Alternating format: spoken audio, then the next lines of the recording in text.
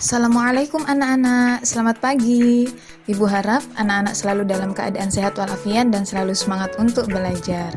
Dalam kesempatan kali ini, Bu Umu ingin mengajak kalian untuk bersama-sama mempelajari bagaimana Nabi Muhammad SAW membina masyarakat Madinah pasca hijrahnya beliau ke kota tersebut.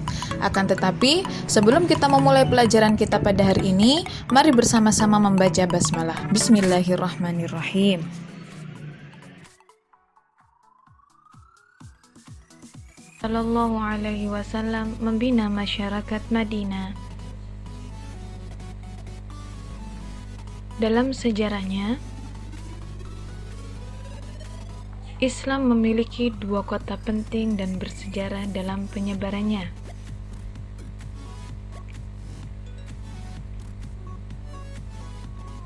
Yang pertama adalah kota Makkah.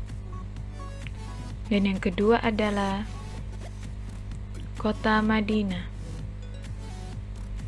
Nabi Muhammad SAW mendakwakan Islam di kota Makkah selama 10 tahun sebelum akhirnya berhijrah ke Madinah dan mendakwakan Islam di kota Madinah selama 13 tahun hingga beliau wafat.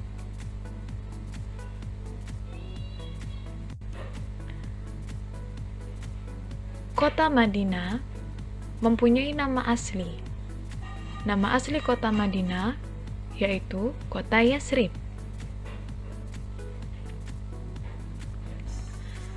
Adapun penduduk kota Madinah terdiri dari berbagai golongan dan suku.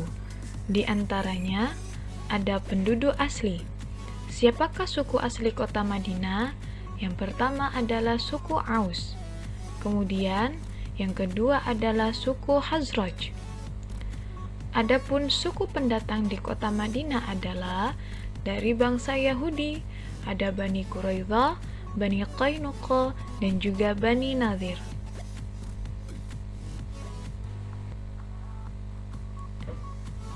Sebelum kedatangan Nabi Muhammad SAW, antara suku Aus dan juga suku Khazraj seringkali terjadi pertentangan dan perselisihan di antara mereka, yang mana perselisihan itu seringkali menimbulkan perang dinamakan dengan Perang Bu'ats.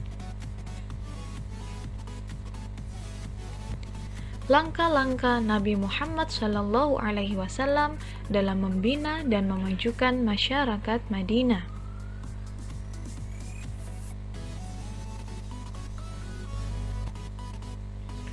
Langkah pertama yang dilakukan oleh Nabi Muhammad dalam membangun masyarakat Madinah adalah dengan membangun masjid. Yang mana masjid yang dibangun oleh Nabi Muhammad SAW ini kemudian dinamakan dengan Masjid Nabawi. Nah, Masjid Nabawi yang didirikan oleh Nabi Muhammad SAW ini didirikan di atas tanah milik dua orang anak yatim. Ketika itu, dua orang anak yatim ini berada di bawah pengasuhan seseorang yang bernama Mu'ad bin Afrah. Tujuan didirikannya masjid adalah sebagai berikut. Yang pertama, untuk mengajarkan agama Islam. Dua, untuk mempersatukan kaum muslim dari berbagai kabilah atau suku. Tiga, sebagai tempat bermusyawarah. 4. Untuk membentuk ukhuwah Islamiyah atau persaudaraan sesama muslim.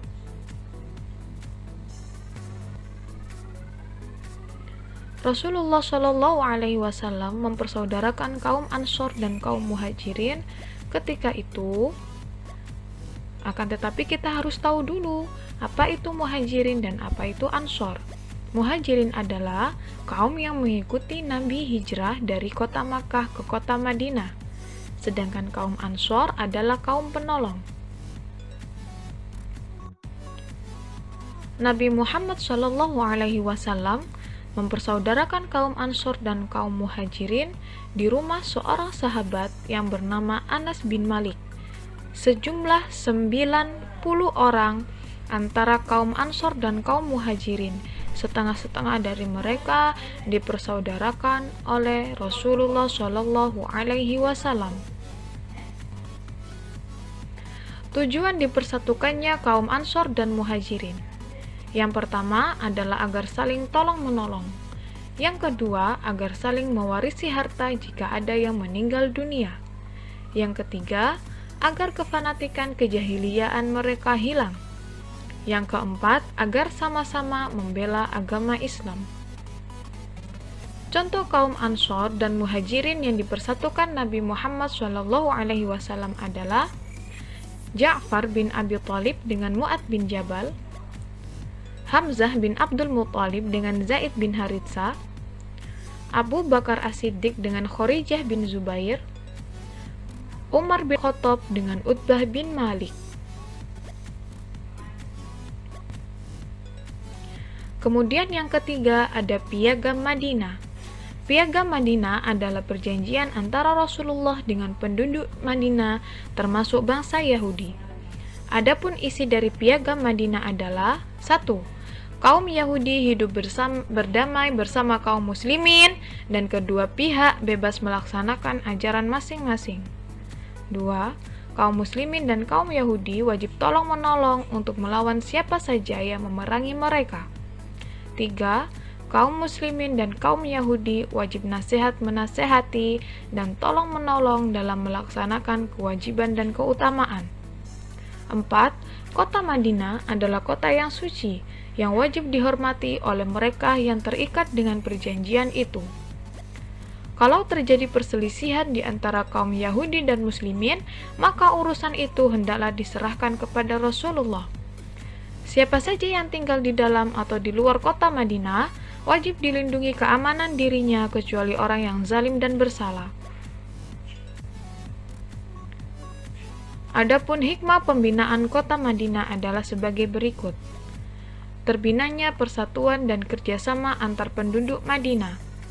Terbinanya kehidupan sosial dan perekonomian serta keamanan penduduk Madinah. Kaum Muhajirin terbebas dari siksaan kafir Quraisy. Menambah keimanan atas pertolongan Allah Subhanahu wa Ta'ala. Masyarakat non-muslim merasa tidak diasingkan dan dimusuhi. Dapat menjalankan ibadah sesuai kepercayaan yang mereka anut tanpa adanya paksaan dan kekerasan.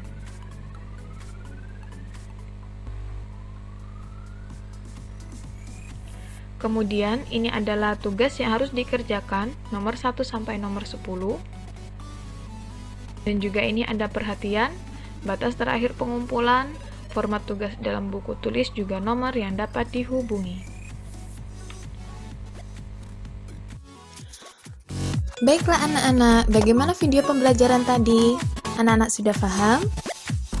Baiklah, semoga saja anak-anak sudah paham ya tentang bagaimana usaha Nabi Muhammad SAW dalam membina masyarakat Madinah. Kemudian anak-anak, untuk tugasnya tadi yang dari nomor 1 sampai nomor 10, Bu Umu harap anak-anak dapat mengerjakannya dengan tepat waktu.